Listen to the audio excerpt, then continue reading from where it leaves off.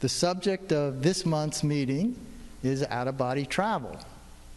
And we're going to hear about that from a representative of an organization that has offices all over the world where they teach people to do out-of-body travel. So please help me welcome from the Los Angeles chapter of the International Academy of Consciousness, Luis Minero.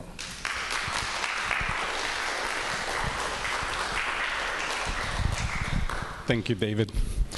Welcome, everybody. Like David was saying, I'm part of the IAC, the International Academy of Consciousness, and we give classes all over the world, and our main intention is precisely to try to help people with information on the out-of-body experiences and, to help them to develop their own skills. Yeah, but just give me just a second here. I didn't have this quite ready because I want to give you a little bit more of information of who we are. There we go.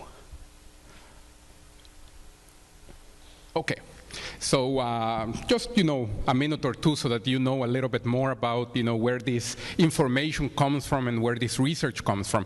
The IAC is a pretty large international organization, a non-profit organization that is dedicated precisely to the study of this subject, the out-of-body experience especially, but also paranormal phenomena, viral energies, consciousness evolution, spiritual development, etc., etc., etc. We give classes all over the world. You can probably see this down here, or actually maybe not. Sometimes I joke with this, that if you're able to read the names of the cities here, you probably already have some clairvoyance.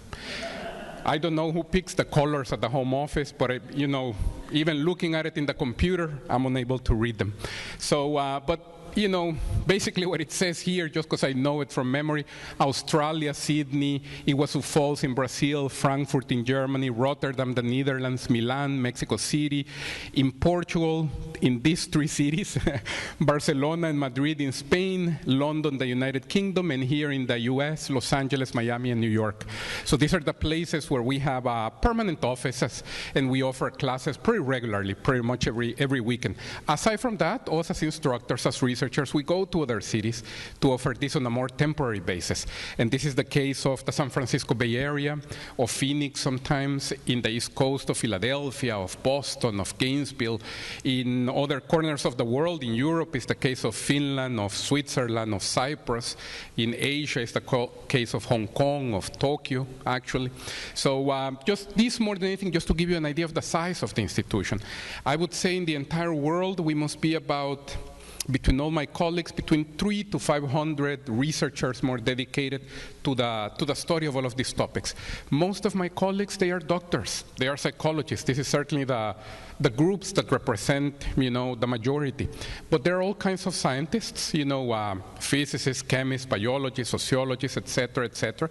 And also beyond that, there is a certain percentage of my colleagues, maybe a smaller percentage, that doesn't necessarily have a college degree, but they have a lot of experience with all of these phenomena, and they contribute with all of this. And this, of course, is more than welcome as well. Yeah? So this, more than anything, just to give you an idea of the institution. Our headquarters, they are actually based in Portugal, where we have sort of like a university campus. And this is like the architectural layout of the land.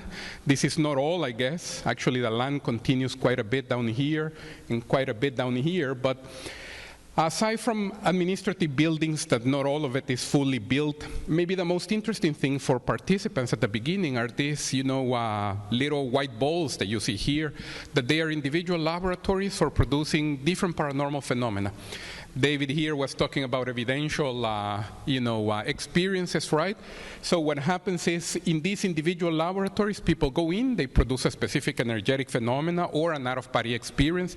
This actually happens here in this main lab in the middle that is called the Projectarium. I don't know if you are able to see the writing there, but the Projectarium would be the specialized lab for producing projections outside the body, or out-of-body experience, astral travel, unfolding, mystic voyage. I don't know what might be the name that is more common, to you for this phenomena. To give you an idea of how it looks, I think I have a picture of this. Yeah. It's actually a complete sphere. It continues underneath the ground. It is, empty inside. There is a plank in the middle. There is a bed, also a very comfortable bed in the middle, and people lie down there. And there are several architectonic optimizations, but especially energetic optimizations that facilitate, that help so that people have out-of-body experiences. Thousands of experiments already were done in this, laboratory. And after that, us as researchers as well, not only have I tried the Projectarium, but also as researchers, we're trying to understand everything about the phenomena. All the variables. For example, is it easier to leave the body for older people or for younger people? Is it easier to leave the body for men or for women? Is it easier to leave the body if the person took a vitamin, a supplement, a specific medication, or does that hinder? Just trying to understand basically all the possible variables. Which technique did people use? Which one seemed to be more effective? And part of that information is what we use, all over the world in our classes, in our presentations, in any language, basically. So this, more than anything, I put it here at the beginning just for you to get an idea of one research line, so that you get the idea that the information is not static, but is something that keeps on progressing and evolving the way science, of course, does. Yeah. So this to give you that idea there. Now, something very important for us, we always like to start out, with this phrase that in this case is over there in the middle of the, taped to the table. And basically says, don't believe in anything, not even in what we are saying here, but experiment, have your own experiences. And we say this really for a lot of reasons. First of all, because of, we realize that for a lot of people, the out-of-body experiences still fall into the category of belief. Could it be? Could it not be? So obviously we don't want to sound as if we as if we are the owners of the truth and we are just simply telling you how things are. But our intention is really more than anything to inform people, and hopefully the information is going to contribute somehow, to their own development. Yeah. The other thing also, and the other reason why we have this phrase is because our intention, especially with our classes, with our books, is to try to give as much information so that the person develops its own experiences without any type of attachment to us or indoctrination, if you understand what I mean, or having to come back, I don't know, every Thursday night or every Sunday for some sort of a session or tweaking. There really is no need for that. So certainly, we hold ourselves to this. By all means, keep this idea in mind. And the other thing, of course, is because, the best way to corroborate, to verify that all of these realities are so, is precisely by having the person its own experiences. Certain things about the out-of-body experiences, sometimes they can be measured physically. And some evidence can be given, of course. But I would venture, I don't know if all of you would be in agreement with me with this, that the most interesting out-of-body experiences that go even beyond the physical reality, unfortunately at this moment we don't have machines that can measure that. There is no way to give a physical proof of something that goes way beyond the physical reality. So the best way for the person to corroborate and to verify, that these realities are so, is precisely the person developing its own experiences, going and observing that directly. Yeah. Now, however, still within the realm of science and evidence, we do try as much as we can, as time permits, on produce conventional data. So just to give you here a couple of ideas about research. The first thing is, let me begin actually first of all with this one, the projective field that I see from the website and from the introduction, that I think it's something that is going to contribute here. We have this course, we could say, because it's actually open to anybody, in any corner of the world. And when we give it, it's about 60, 70 people lying down in a ballroom of a hotel, and they have to try to leave their body, go to another room that is completely empty and locked, and there is only there a computer that has a database of images. The computer is going to pick one of these images, and it's going to display this image, into this room that is locked and empty. And of course, the people that are in the ballroom, they have to leave the body, they have to go to this room, try to see the image, then they go back. When they wake up, they actually fill out a report, and before the room is open, there is an auditor, somebody that is not associated with the IAC, usually somebody like a college professor or a journalist, that actually spends the entire time outside the room, just making sure that nobody physically went in. Nobody went in, and actually he has, the key. So when all of the forms of all of the reports of the people, are brought to him, he signs to attest that, he saw them all before opening the door. Then the door is open, and then you go and you see, the image. So this is what in science is called a double-blind experiment, because nobody knows what the image is, not even the researchers. Yeah. Now, we have already had success with that. Actually, just, what was it, a couple of months ago, we had this course in this activity in Portugal. Because I am one of the people of the staff, I don't get to practice or to participate, on all of the attempts. But on the 1 or 2 attempts that I participated, I saw the image, and the image was exactly the one, that was displayed there. So that's just, one success that I had. But a lot of other people already have had this. And this is, again, science, conventional science. Of course, if you ask us, that piece of information versus an out-of-body experience where we can find out information, let's say, about what is our life purpose, what is more interesting, I would pick the second one. But still, we do the effort, of trying to provide conventional data. Yeah. The second, I guess, thing that I'm going to talk about here, just in terms of conventional research, is that we've started doing research with functional MRIs. I don't know how familiarized you are with this. Maybe, hopefully, you have never had to undergo an MRI, because then it means probably there was something wrong with us, right? But there are the normal MRIs, the medical resonance imaging, magnetic resonance imaging, and then there's the functional MRI.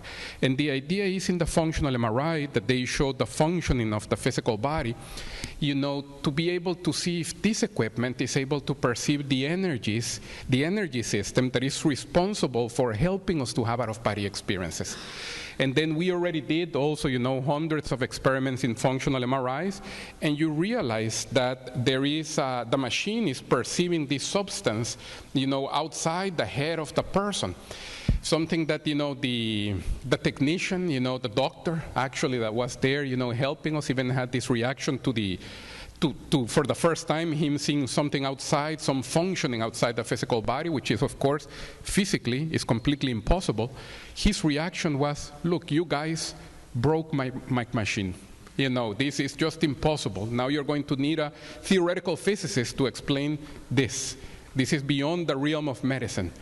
So, and this is an article actually that is going to be published hopefully by the end of the year in conjunction with IONS, with Dean Radin. Probably some of you might have already read, some things about him. He's also another researcher that sometimes we are in collaboration with. Yeah. So this, more than anything, here to give you a little bit of idea of some of the efforts to provide conventional information. Now, of course, as I was saying, we leave the body, and the moment that you are outside the body, you are not necessarily concerned with the verification. Not necessarily.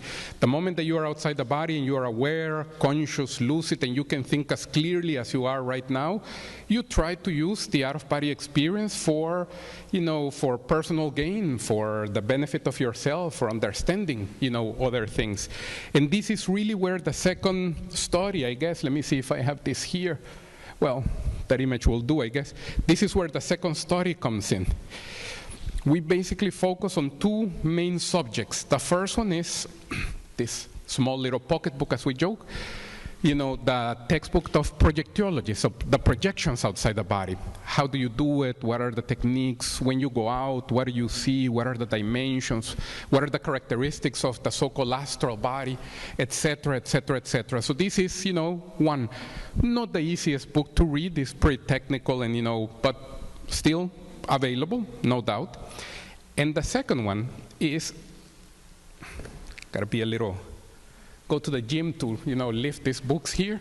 The second one, unfortunately, is still just in Portuguese, but I know that the word in Portuguese is not that different from our English, is conscienciology. Believe it or not, that is English. Conscientiology is the subject that studies the consciousness. So the moment that you have out-of-body experiences, just to try to explain to you how one thing relates to the other, the moment that you have out-of-body experiences and you want to try to use them, for your benefit, for the development of yourself, this is where the topic of conscientiology comes in. We all have a physical body. We all have been observing the physical reality in the physical dimension for many, many years. And because of this, we understand well the physical reality. We understand about life, about economy, about geographical divisions, about our FICO score, that we are fighting to keep it up, right? So this is all the physical reality. Great, excellent. Yes, I don't know if there's anything more mundane and physical than our FICO score, but still we worry about it. Of course, transportation issues, insurance, etc. Great. Now we start having out-of-body experiences, and then we start being able to observe, for example, us outside the body and other individuals who are outside the body and other individuals that at this moment they don't have a physical body to come back to. And of course, with that direct observation, you start to wonder, what is it that they do if they don't have to worry about transportation issues, about eating, sleeping, and all of the things that we have to worry about? So using the out-of-body experience, you are able to observe individuals, entities in the wild, so to speak. Do you understand what I mean? One thing is to observe and to study the hippos or the animals, in the zoo. Another thing is to study them, in the wild. So all of us, maybe, I don't know if all of you would agree this, but, what we see from the evidence of out-of-body experiences and a lot of different paranormal phenomena, and probably most of you agree with this, you perceive this, you have the intuition of this, is that we are much more than the physical body. And this is just a temporary condition. So the moment that you leave the body, you see this reality. You are faced with this reality. But at the same time, you're able to explore it. What is it that those individuals do when they are outside the body? And of course, we start to wonder, what is it that I did before I had a physical body? What is it that my soul, my spirit, my essence did before I had a physical body? What is it that I am going to do once my physical body passes away? Once my entire, sense of identity that I have from this physical life is no longer. Because notice how it's interesting that this physical life, of course, conditions us so much that we really think that we are this. We really think that we are only, let me put it this way, only our education, only a product of our family, of our culture. And the moment that we have out-of-body experiences and we realize, look, I am a soul or a consciousness or an entity or a being that goes beyond form, space, time, but at this moment I am restricted by form, time, and space and living a specific role. This opens our eyes quite a bit. So just to come down a little bit from the abstract ideas, into something maybe more specific and practical. I don't know what is the extent of your out-of-body experiences. Maybe some of you here already had quite a bit. Maybe some of you are interested in this topic. Maybe some of you are scared, by the topic. That's okay, Still welcome. No problem with this. But I don't know how many of you maybe have undergone a situation like this, where you leave your body and you are outside your body, looking at your physical body in bed, sleeping. If you haven't had this condition happen to you, I don't know if at this moment you can imagine what your reaction will be the first time that you are in this situation. This is interesting. This changes a little bit the perspectives, of what we consider, reality to be or prioritary to be. Maybe the FICO score, even though it's still important, is no longer as important as other things. Yeah? But the moment that we are here looking at our physical body lying in bed, also a lot of other ideas where the understanding of the consciousness come in, can pop up in our mind. Like, for example, first of all, the idea of identity, like I was saying. We can be looking there at our physical body. Let me put my example. I had OBE since I was 12. At first, I didn't know, if there was a name, if there were techniques, if people did them or not, etc. If everybody did them, I just had them, really. And I have done this, several times, of seeing my physical body lying in bed. And I see there my physical body, and I realize this physical body has a name. Mine just happens to be Luis Minero, and all of you have your own specific one. And I realized this reality, Luis Minero, with all of his network of relationships, sisters, mother, father, bank accounts, passport, all of this certainly is part of me. However, I realize in this very simple experience that I am here outside Luis Minero, aware, conscious, being able to learn things that my brain doesn't know at this moment. It will only know the moment that I go back, and if I transfer the information to the brain, if I share it with the brain, let's put it this way. So the question is, if I am not what I have been used to all my life, if I am not only Luis Minero, then who am I? What am I? Because really Luis Minero is a part of me, but always just a fraction of what I am. And then I realized that the out-of-body experience can help me to gather information and to understand a larger reality about myself, and help me to understand this question, who am I as a soul, as a consciousness, as an entity, as a spirit, whichever name we might want to give it. Yeah? Another thing, I am there looking at my physical body, and like I was hinting just a few moments ago, I can start thinking about the past. I realize this, substance, this entity, I'm going to call it entity, or, this soul, this spirit, existed before the physical body was born. So then the question would be, and the more specific the better, 2 years before I was born, where was I? Because I didn't have the physical tool to be able to interact with the physical reality.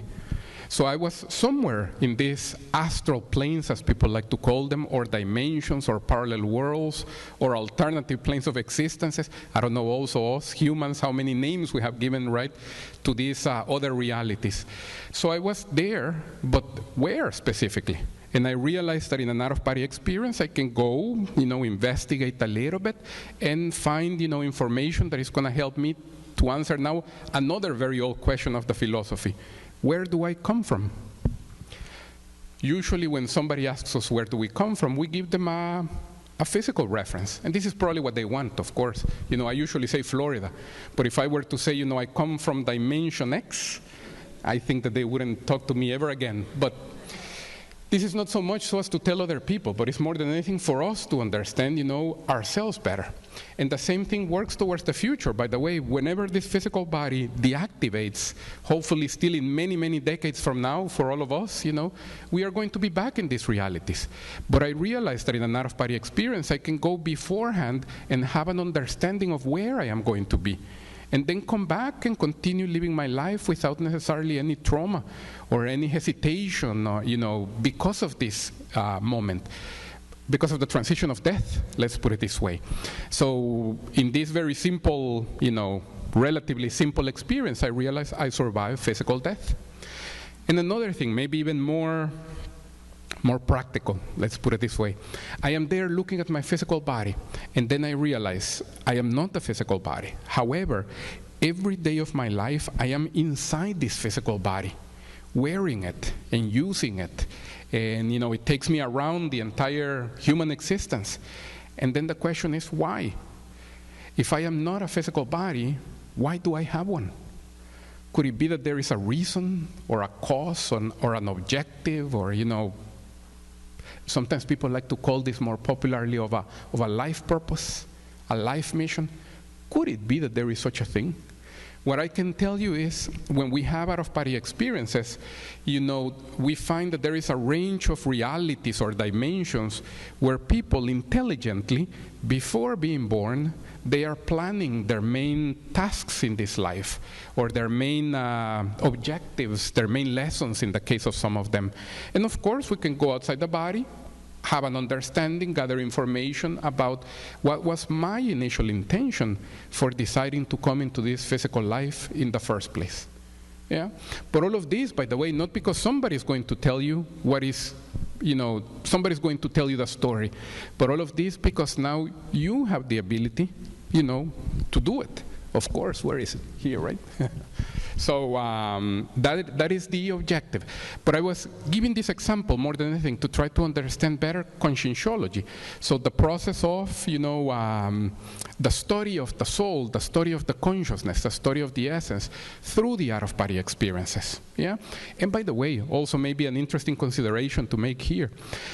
Notice how all of these ideas that I was just mentioning, that they go very much to the heart of what we consider reality to be, or what we consider reality to be. All of them, they can come to us in what we were calling at the beginning a very simple out-of-body experience, meaning we haven't left the bedroom yet. So the consideration here would be, what is the potential for growing, for developing, for understanding on our, by ourselves the moment that we start having out-of-body experiences outside the bedroom? How much more can we observe and understand? The answer is it's almost unmeasurable, of course. But anyways, this is conscientiology, to give you that perspective there. Now, there are, of course, a lot of different types of out-of-body experiences and a lot of different types of names.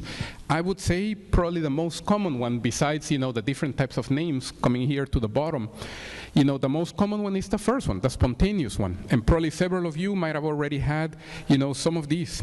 The spontaneous experience is that one where on a particular night, for no apparent reason, the person wakes up, floating sometimes close to the ceiling or close to the wall. In essence, it's, floating close to the physical body, where, we realize that we spend most of the nights of our life. Meaning, what I'm trying to say is when we go to bed at night and we fall asleep, our astral body or, emotional body or psychosoma already disconnects from the physical body, and we basically spend the entire night, let me see if I have this image here, we basically spend the entire night in this condition, floating just a few inches, above the physical body. Interesting that in your experience, that she was telling me before her first experience, you found yourself in this condition.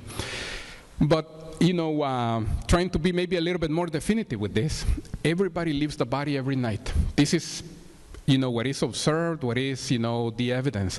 If you go and you read accounts from people from different centuries, from different cultures, from different eras, some of those cultures don't even exist anymore, they would describe this. I left my body, I saw my husband, my daughter, my mother, whomever might be sleeping close by, and I found them in this situation. So by the same token, if you leave your body tonight, I don't know who might sleep close to you, don't be surprised, to find them in this condition. Yeah? What is interesting about this condition is that this shows us, first of all, since it's already happening every night, that leaving the body must not be that hard. Think about it. It happens involuntarily, spontaneous, every night, more or less like breathing, that we don't have to apply our conscious will in order for it to work. Yeah? By the same token, returning and coming back into the body must not be that hard. Because every morning of our life, we come into the physical body and we inhabit the gorilla here, the ape that we have been given to go through the human existence again, the biological robot, so to speak. By the same token, spending time outside the body, by the way, must not be dangerous.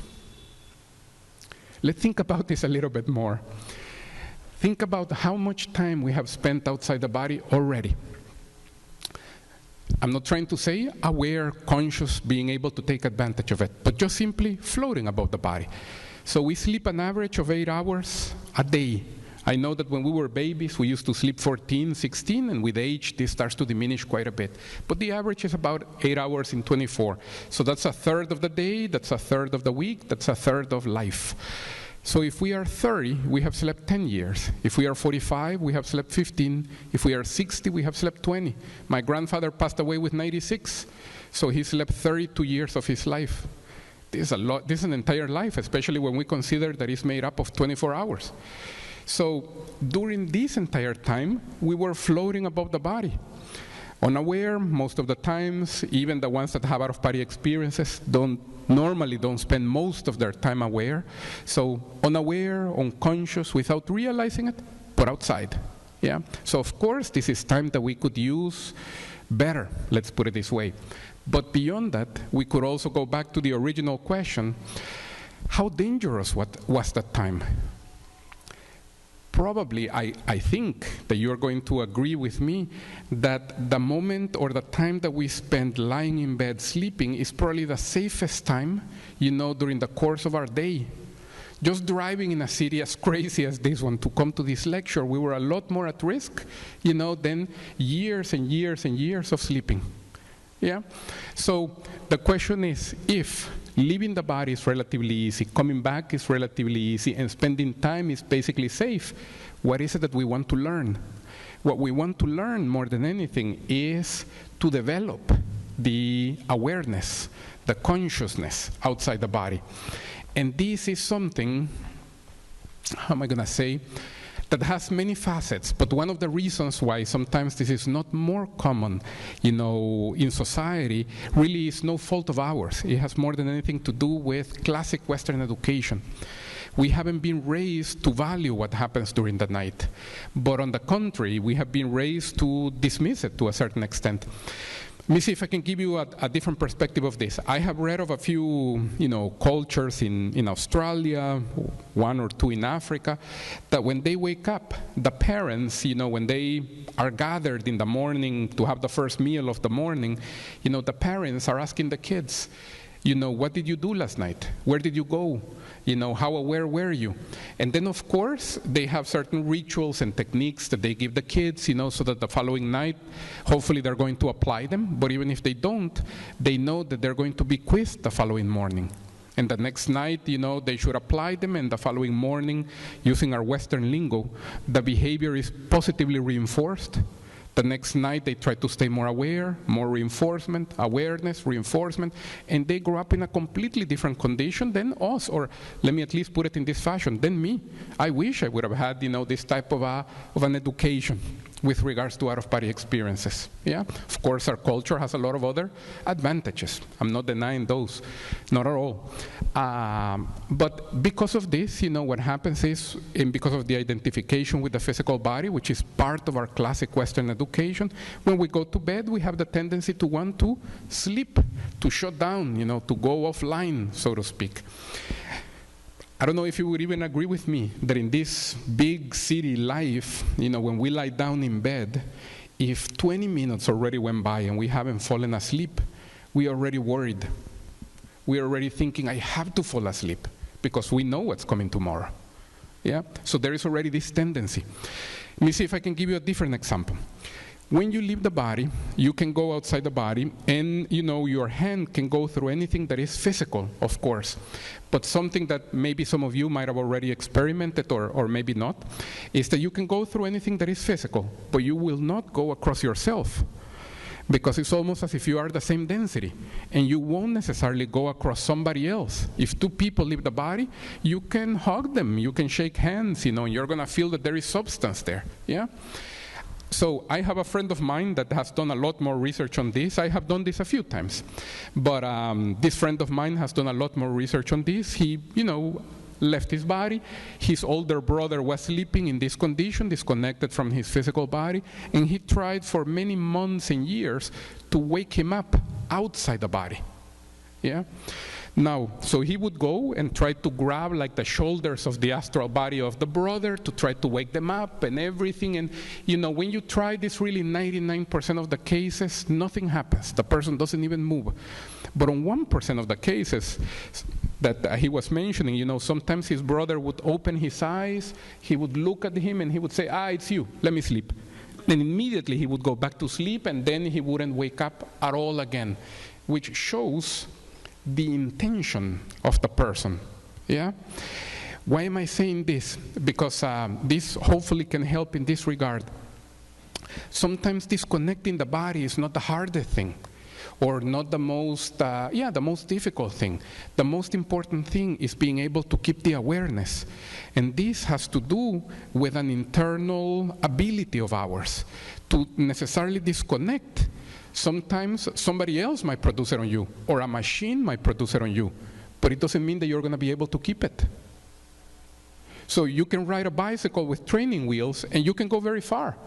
But the moment that the training wheels are removed, you still have to learn equilibrium. So one thing is being in a state, and another thing is being able to hold it and keep it. This, I think it's important, to associate ideas there with that, yeah? But let me go a little bit further here, that there are still a couple of things here that I think are important. Even I want to give you some techniques on how to do this and even practice them, of course. But look, besides the spontaneous experience that is the most common, then there is the forced OBE. I'm sure that you have already read about this one. The main thing that fits in here is the near-death experience. When people clinically die for a few minutes because of a number of reasons, really, a heart attack, A, B, C, D, and then they're brought back to life. Yeah? Now, the most interesting thing about the near-death experience is, again, the change that people undergo once they come back from the near-death experience. And I'm sure that you probably have seen this, right? They themselves, they say, look, I have completely different priorities. I am a much better person. Not to say that they were a bad person before. No, more than likely they weren't. It's just that now they realize that they are much, much better. And there is a list of things, that they usually manifest or present more. For example, they lose the fear of death, which is unfortunately still very prevalent, in society, of course. But even with regards to losing the fear of death, let me talk a little bit about death and the fear of death. It's for the following. I don't know if in society there is a place where we can talk about death and the fear of death, openly. Usually nobody wants to talk about this. I sometimes joke that when we gather, if we were to gather with our family, I don't know, around Thanksgiving, and the turkey is there in the middle, and we tell them, hey guys, how about if we talk about death for a half an hour here, huh? Just to get a better understanding. I don't think anybody's going to touch the turkey after that. It's going to be this silence, and usually there isn't a lot to say, because what happens is that the reason why there is such a prevalent fear is because it's a very big unknown. This is really the main thing. But in the case of the individuals that went through the near-death experience, they now have an experience with that, and it's not such an unknown.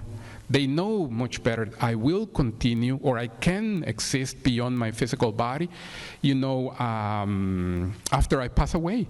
But they know this not in the theory. In the theory, most people know it. In the practice is the thing.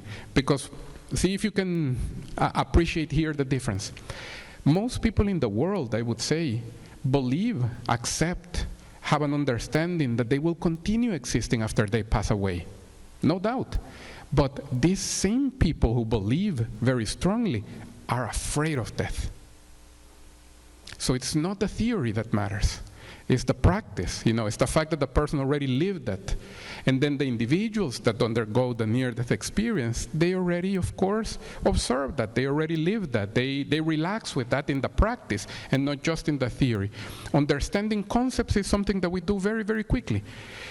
Where the development is in the repetition, of course, in the practice, in the training, so to speak. Yeah.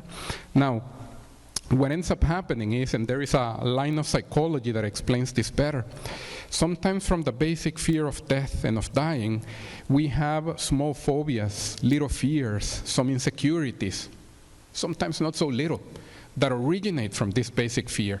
And when the person loses the fear of death, all of these other things also have no reason for existing, and they also disappear.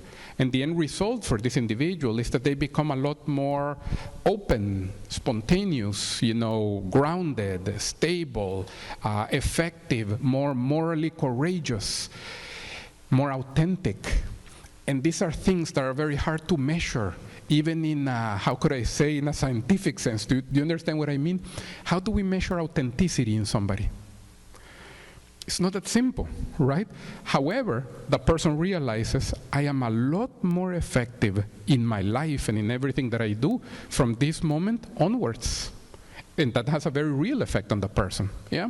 So notice how losing the fear of death sounds easy to say, but it actually has a lot of other ramifications and consequences, and benefits, I should say, yeah? Another thing is, they usually become more humane. They try to help other people more. They try to volunteer more wherever they can, right? Another thing is most of them, they come back with more energy for their physical life. They want to live, they want to accomplish things, they want to do things. And to a certain extent, it's because during the near-death experience, they get a glimpse, of what is their life task and their life purpose.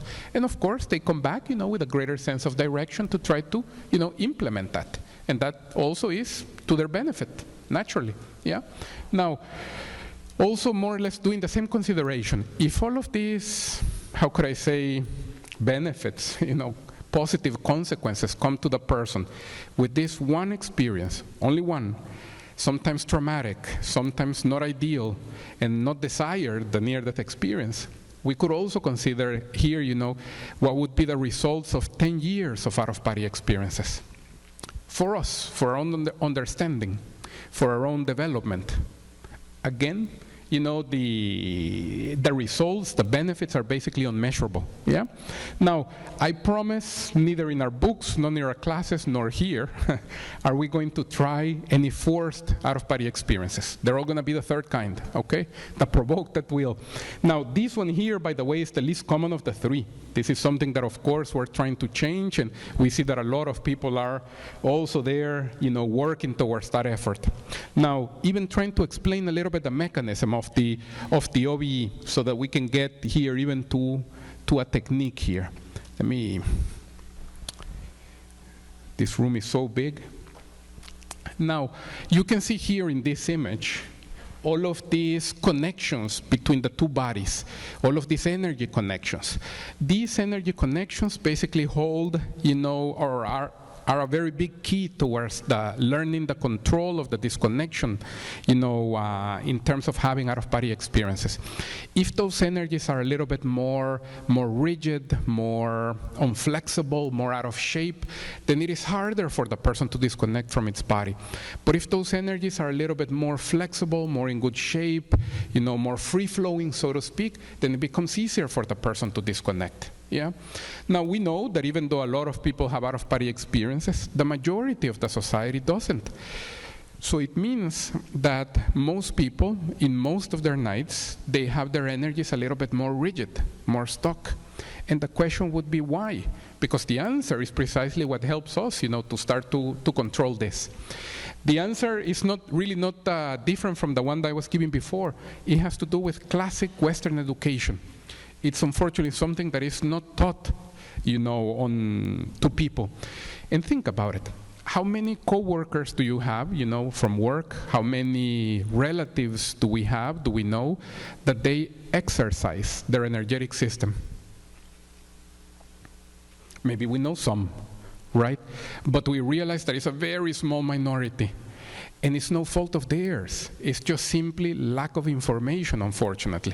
But if we can learn to, put this energy system in good shape, it's going to allow the disconnection, and it's going to be easier for us to disconnect, which is, by the way, or it would be doing what the system was designed to do. So this is not unlike when, for example, we spend 4 or 5 weeks in a cast, and when they remove the cast, we are not able to move, the wrist because of lack of use, really. But after a few days, weeks of, some exercises, maybe months, we recover the normal functionality of the member. So the same thing here. It's just a matter, basically, of starting to, develop this energetic control so as to for it to allow the disconnection, that produces the out-of-body experience. Now, one of the better exercises that I can give you here for producing the OBE, and let me see if I have this here. There are actually a lot of different types of techniques. Look, this is from my book, by the way, now I even forgot the name of the book. Demystifying the out-of-body experience, as if I had that many, right? But anyway, demystifying the out-of-body experience. So there is a chapter there, that is, how to do it. And there are maybe like 12, 14 techniques, on how to do it on different types of attributes, of course. Relaxation, imagination, creativity, concentration, breathing, energy work, mental saturation, etc., etc., etc. Yeah, so there are that I know of, maybe close to 100 techniques, even because this big blue book that I was one of the ones that helped to translate it to English must have maybe about 50 or so. So that I know of about 100. But the one I want to talk to you about is this one, because I think it's maybe one of the more basic ones. It's one of the ones that is going to help to loosen up your energy condition. It's also going to help you to keep your awareness under control and stable once you are outside the body. Yeah, so it really has a lot of advantages and benefits. We call it Velo. So don't worry too much about the long technical name, but in essence what we do is, or what you would do, is when you're at home, you want to be in an undisturbed place, and almost as if you were going to do a meditation, close the door, try to diminish the stimulus so that there isn't like the bright lights, in your eyes to a certain extent. But what you're going to do is try to sit comfortably or standing or lying.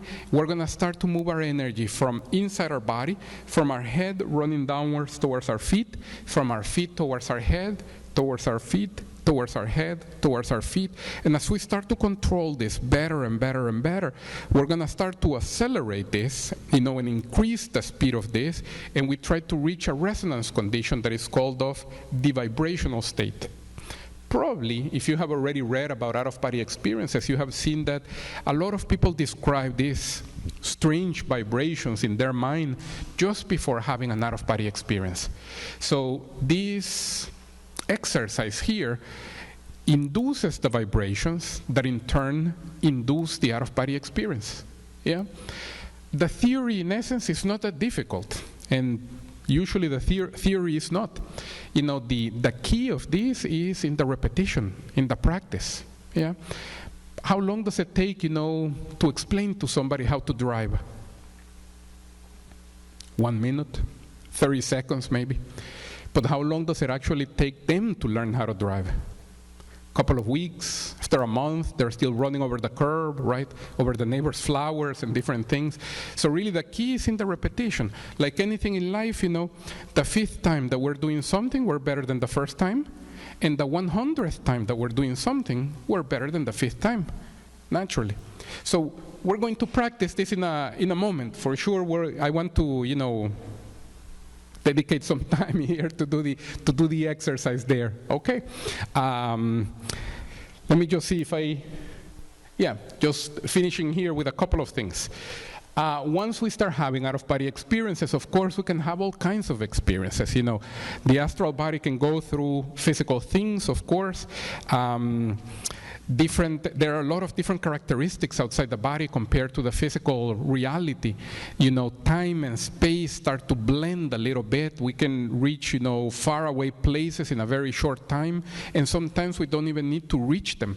For example, just like I was explaining, and like you can see here that your hand can go through anything that is physical, your senses can go through anything that is physical as well. So let's say that I was outside my body here, projected. And let's say all of a sudden I started looking for my wallet, and I don't have it. I can certainly go with my astral body to my house to look for it. Maybe I left it on top of the desk, but I don't have to. I can just simply displace my sight and put my sight in my house, even though my astral body is still here, and I can see on top of the desk, I can see inside the drawer, I can see inside the other drawer. Oh, this is where I left it. Okay, later on when I get home, I'll pick it up. Animals also do it. If you want afterwards, you can ask me about the little dog, by the way. But, just some things we already spoke about, of course, elimination of the fear of death, assistance to others. This is a very big thing. I wish we had the entire month to talk about, how can we help people while we are outside the body. Identification of our personal existential program or life task, increase of paranormal abilities, not just the OBE, but, clairaudience, clairvoyance, intuition, precognition, past life recall, or retrocognition. We actually have a book that talks, about that specifically. Access to other dimensions. I also wish I had an entire month to tell you about everything that you can see outside the body. But you basically become like an explorer of the spiritual planes. I don't know if this is going to make sense, But sometimes one of the things that I say is one of the most spiritual things that people can do is learn to know directly or to access directly the spiritual planes. Because I'm sure that most of you already have a lot of information and have already read a lot and are very versed on, even on different philosophies and schools of thought. So now the out-of-body experience helps us to put practice with that theory. And then, this is where the access to other dimensions comes in. Greater spiritual maturity or spiritual development, and along those lines, an understanding of an ethics that is greater than just simply the ethics that we practice here in the physical reality. I would also need an entire month just to explain this. But afterwards in the questions, if this interests you, by all means, ask me and I can give you there, a 3-minute summary. Okay? So before I open it up for other questions, I have a few more questions for you. And let's, going off of mention of Tom Campbell, as I'm sure you know, he helped build the Monroe Institute and has a whole theory about the nature of reality. I'm wondering if you have anything to say about the Monroe Institute, what they do, Campbell, any of that. Any opinions to share? I think that which is a little bit similar to our work, I think that the more people that can learn to develop the out-of-body experience, the better, for sure. I know that the HemiSync, they themselves, they mention how it works only for a certain percentage of individuals, but I would say at the same time that is true of any technique, which is what I was mentioning before. I at least haven't seen one technique that works for everybody 100% of the times. So that is one aspect of it. The more people can learn about different techniques and find their own technique, the one that is going to work with their personality, with their predispositions and characteristics, the better. So the one of the HemiSync of the Monroe Institute is one. One of the things maybe I would mention now that you're asking me even about this is the idea of trying as much as possible not to become too dependent of the machine doing it for you. Because these are the things that outside the body make all the difference. If we get used to something else doing it for us, once we leave the body, our will is not as strong. And outside the body, our will is everything. We are what we want, what we desire. And I say this because even in simple exercises like the one we did today of the Velo, I have seen students that they start to practice it. They start to develop their will, and you realize that it requires a little bit of attention, of concentration. At first, you feel a little by little, you feel more, and little by little, you start to feel more. So this is great. But it requires for you to develop a lot, your concentration, your focus, not to allow other ideas to come into your mind and everything. And I have seen many students, and they themselves, they have mentioned this, that after they try for a little bit, with different machines and gadgets, sometimes they had the negative effect that afterwards when they would start to do the Velo, they wouldn't have as much, of their will, of their own motivation, of their own impetus, because they had gotten used to the fact that, I'm just going to relax and let this other thing do it for me. So it's just a matter of being aware of that and being a little careful of that. Well, Campbell said, he talks about HemiSync as training wheels. Yeah. And says that, get rid of them as soon as you can. And he even said that the last time he tried HemiSync, it felt like an anchor holding him down, and he had to shut it off. Yeah. So he's in agreement. And along those lines, Monroe himself, he rarely used the HemiSync. Yeah. His technique, which is interesting, his technique for having out-of-body experience was precisely inducing these vibrations that I was telling you, so as to then leave the body. So, yeah, along the same lines. Sorry? Is there a vibration? Yes, yeah. There is a vibration usually in the moment of the disconnection. So this technique that I was giving you of the Velo, of moving the energies up and down, induces those vibrations. And then from here, if the vibrations reach a strong enough point, this induces the out-of-body experience. Yeah? And this was basically Monroe's technique to induce the vibrations so as to then disconnect from the body. Yeah. So nothing wrong with the HemiSync, just to be aware, of that detail. Before we do general questions, I have one more for you. Along these lines, there are many groups of people doing out of body and teaching it and so on. Some of our members, thanks to Norma, have stumbled upon the phase, and there's a PDF booklet that's gone around that's helped a number of people go out. And his difference from everybody else is everybody else who's teaching techniques usually has to do with before you go to sleep, trying to relax while you focus, body asleep, mind awake, that kind of thing. And his approach is don't do any of that, go to sleep, but work on becoming aware when you wake up. Do you have anything? I think you're aware of his stuff. Yeah, Michael Raduga, right? I think is his name. But yeah, no, we have techniques like that. We usually even tell people, certainly try it when you go to bed.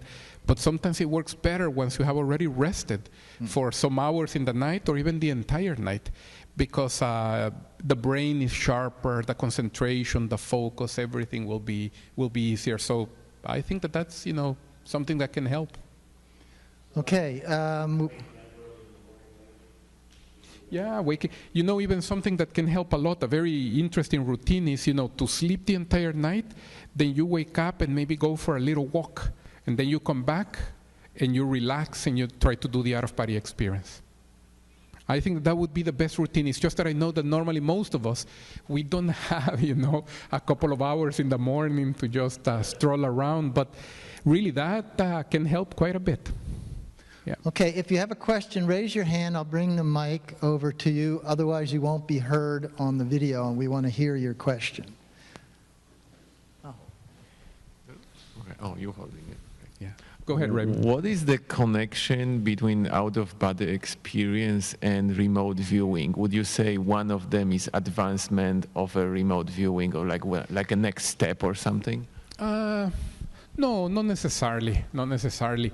The remote viewing, like I was mentioning before, is more the displacement of your sight. Your vision. You can when you're outside the body, your vision is not based on light. So what I mean to say is, if I look in this direction, my vision is going to stop at the wall because there is an object that doesn't allow the light to go through. If this window, was clear, then yes, I could see for miles because the light can go through. But outside the body, it's not based on, the light that objects are reflecting or that objects are not reflecting. But the vision is almost like a telescope, and you choose with your will how far away you focus the telescope. So I can focus on something that is very close, or I can focus on something that is very far. And this is basically remote viewing. You can focus on something very far and, see it and everything, but you're still here. This is outside the body. But you can do it inside the body, of course, no doubt. But I was asking, doing remote viewing defined as doing it fully aware, not out of body. There is some people who practice, remote viewing like in the classroom kind of setup, and right. How would you compare this to going out of body? That's my question. Okay. Yeah, indeed, you can do it inside the body. And, well, they are different just because in one you are displacing your sight, and in the other one you're going with your entire being, to do different things, I guess. So that's the difference. In one is just your sense that is going, and in the other one is you, yourself, your center of the memories, all of your experiences that is going. Yeah. But, yeah. Okay. How often do you practice OE? Practice, I would say, maybe 5 times a week or so. Out of that, does it happen 5 times a week? I would say about half. Wow. Okay. Usually, it depends on the phase of the life, and I say this because this happens to students as well. If we are very focused on something physical, we just started a new job, we just moved to a new city, usually the amount of your out-of-body experiences is less. But if you have a period in which you are settled with your routine and you know how things are going to go, then it becomes a lot easier. Something else I think that is going to be interesting. In the classes we mentioned this. The hardest out-of-body experience of the night is the first one. After you had one that night, having a second one that night is easier. And having a third one that night is easier than the second one. What you need to do in order to keep that chain going is that you need to keep your same emotional, energetic control. Meaning, if you come back from the first out-of-body experience, you grab maybe your pen and paper, and you start writing down, okay, I did this, I did that, okay, let me prepare myself for a second one, it's going to be much easier. But if, on the other hand, let's say you come back from the first one and you start celebrating, you start jumping on the bed, yes, I had an out-of-body experience, you won't have a second one. You change completely your energetic condition, your emotional condition. It's just simply going to be harder. So sometimes there's a night in which you have 3, 4, but then you go a week without any, for example. Yeah. No, I tried. I tried to do it about 5 times. I should say I try to do it every night. But like any normal human being, sometimes I put my head in the pillow and I am gone. I am just seeing pitch black. So at least 1 or 2 nights a week, are lost because of that. Because of the... We can't hear your question. Do we not all leave our bodies every night when we go to sleep? Yeah. Conscious of it or not conscious? Yes, but then here I was making a distinction between the conscious and the unconsciousness. So yes, we all disconnect. But or maybe I misunderstood your question. What I was answering is, I try every night to leave the body with awareness. And then many times I don't even get to the exercise. The moment I put my head on the pillow, I'm gone. Of course, on those nights I disconnect, but I am unaware, and in the morning there is no recollection. There was no perception, basically. Yeah. Two-part question here. Let's say, and the following questions are based on your personal experience from doing this and training people for many, many years. Okay, your personal experience. So if you went to the beach right off the boardwalk down here and you pulled 100 people who were true volunteers out of the group and you let them apply the Monroe, the hemisync approach versus the breathing approach, like you just talked about, would you say maybe 20% would get success from either one, or what? I don't know. I wouldn't be able to tell about the hemisync at all. I don't know how long it takes. If I remember correctly, I think they themselves say that it was 15% of the population that had success with that. But I don't know how long it takes. How about breathing? Generally speaking, leaving the body and having the first OBE, I would say takes about, with control, I would say takes about 6 to 8 weeks, more or less. On average. I've had students that have it the first day, the first week, but I don't want to give you the impression that this is the normal, that this is what everybody does. Yeah. So. Okay. Second part is, my brother died. He was drunk and he fell in a swimming pool and he was basically underwater for a while, and they pulled him out and they had to resuscitate him, and he was probably not breathing for 4 or 5 minutes, something like that. So a near-death experience. So he had a near-death. But again, you always hear the stories of people who had the tunnel, the light, everything else. He says he just remembers a dream, just like he was dreaming every night. He didn't see a tunnel, he didn't see a light, anything. So your personal experience, again, does like half the population maybe not experience anything? I wouldn't be able to tell because how many people, lose consciousness in the middle of a surgery or go through accidents, and what percentage of those really have a near-death experience where they are aware? It's a study that is missing. I don't know if anybody knows. What you do know is that there are a lot of accounts of near-death experiences, but I mean millions of accounts of near-death experience. But I don't know how many other millions they maybe just saw a dream or they saw pitch black. So that would be something very hard to tell. And certainly I don't have the experience. I've never had a near-death experience. I hope none of you, how to go through a near-death experience also. So, but I wouldn't know what the numbers would be. Yeah. I have a question. Would it help if you took more melatonin or more supplements? Is there anything you could do to open up the pineal gland more without using DMT or ayahuasca? That's more, right. Just naturally. Yeah, try not to. And I would say even melatonin and the other ones that we have seen, they don't necessarily increase the probability of having out-of-body experiences. But it's interesting that you mentioned the pineal gland, because there is a technique, I don't know if it's in my book, but for sure we explain it in the classes. It is in my book, right? The pineal gland technique. There is a technique that we talk about, and that is on the book. That is the pineal gland technique. That there are certain exercises that you do with your face, with your eyes, so as to activate the pineal gland. And you don't necessarily need to ingest anything, that because sometimes when you take melatonin, depending on how and when, it can, alter your biological clock, the way your body works. So I wouldn't recommend it, even for out-of-body experiences. No, but I would rather do these exercises. This technique of the pineal gland is interesting.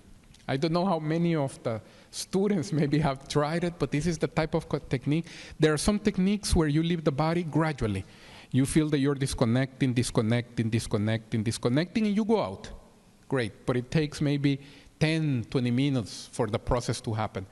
There are other techniques that sometimes 3 days have gone by, you have been trying it, nothing has happened.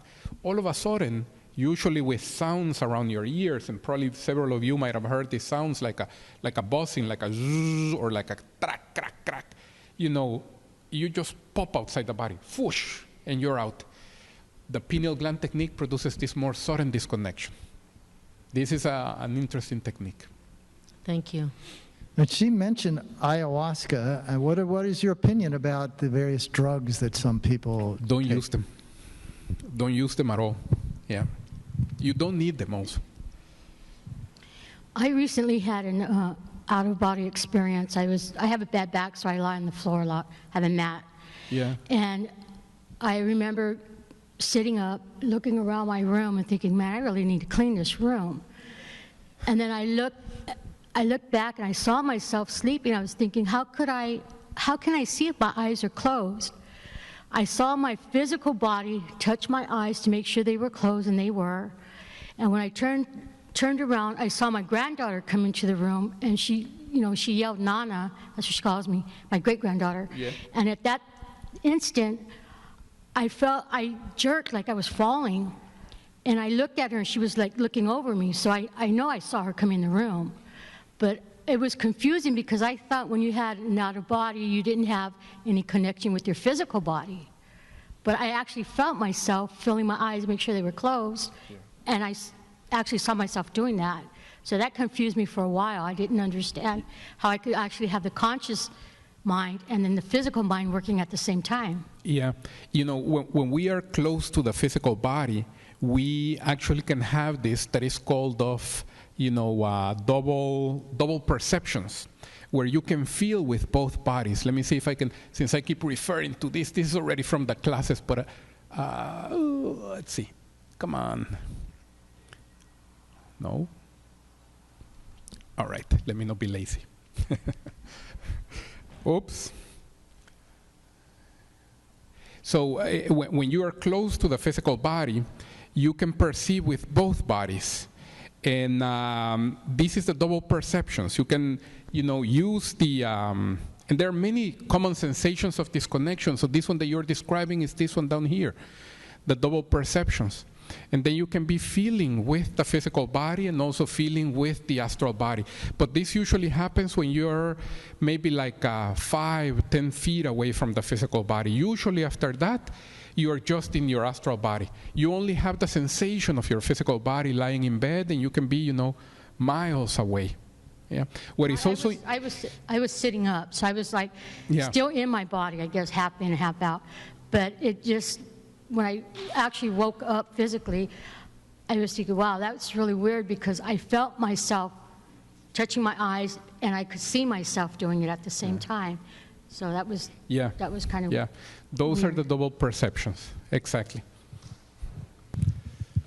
Since you were talking about sound, tonal frequencies. Do we all have different tonal frequencies based on karma, based on how we've lived our life?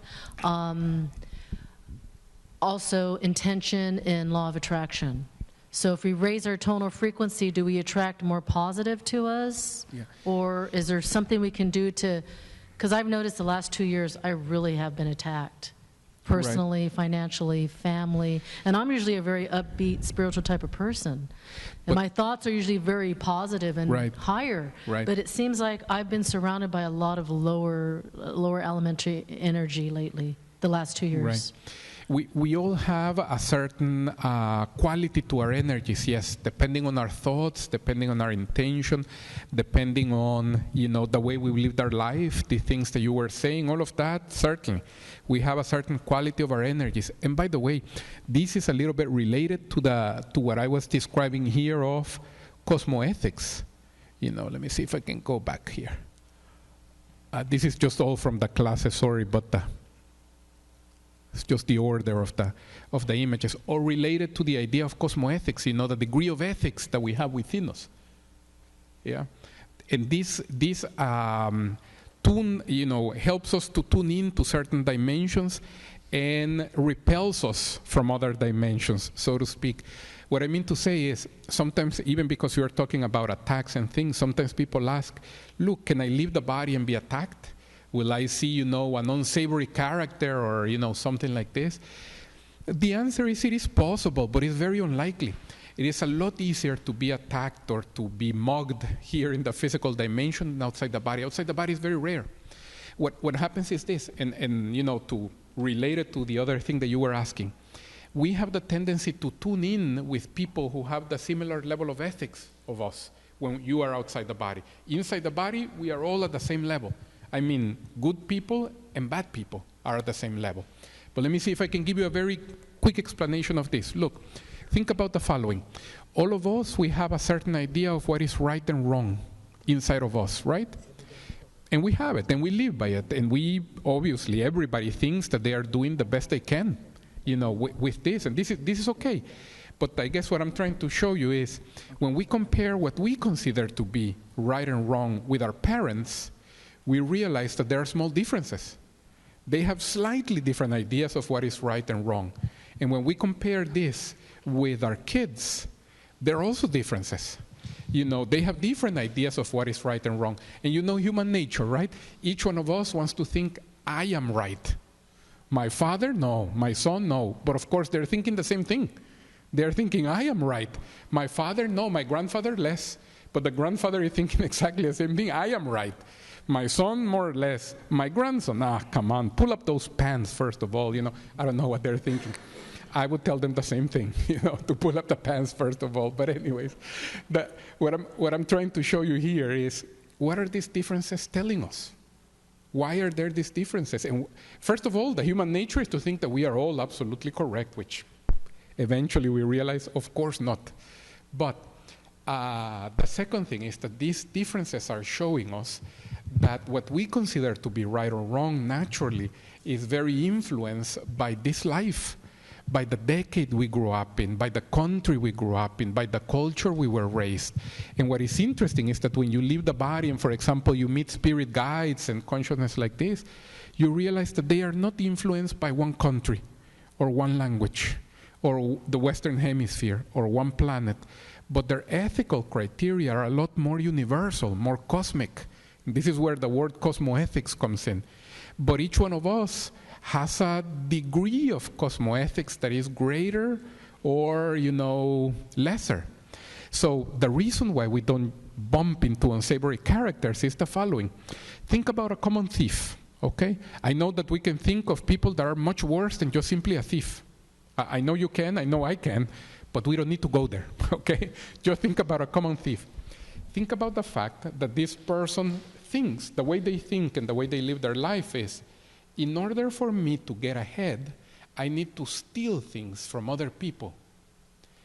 Now think about it. This might sound a little abstract to you, but it's not. This is what defines you. How many times have you had this idea that the common thief has in your life? I probably think that none of you has ever had this idea.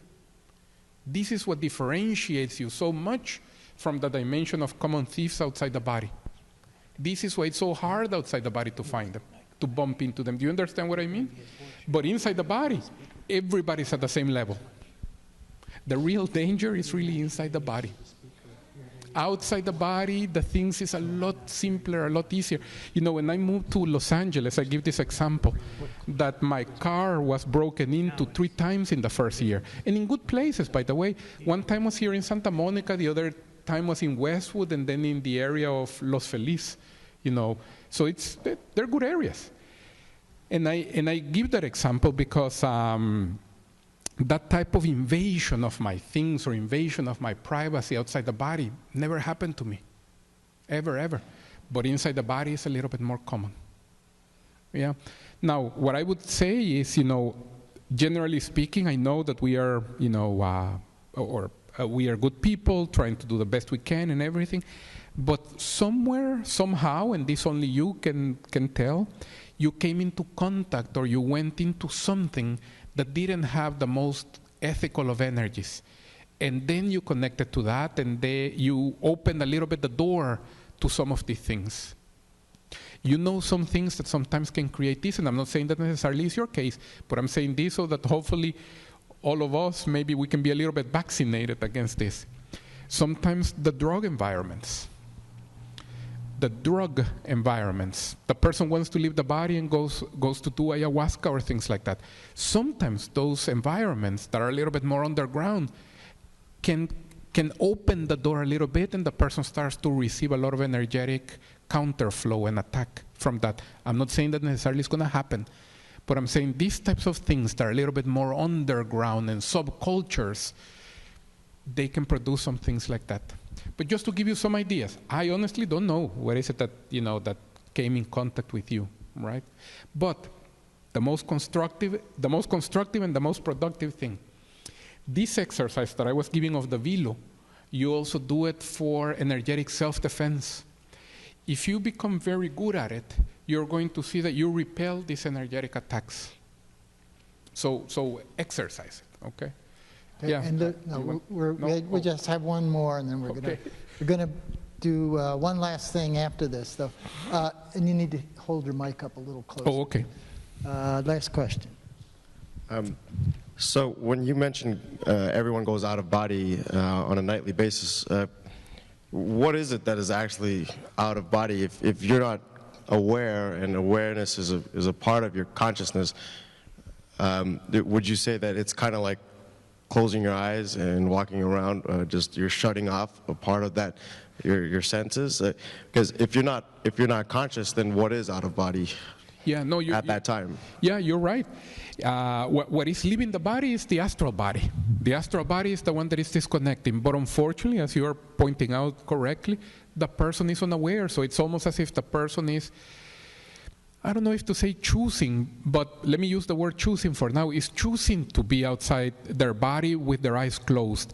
In this case, it's not that he's choosing, it's just that it's the conditioning of the entire life, really, that is making the person think that, you know, the moment that the physical body is offline, I should be offline.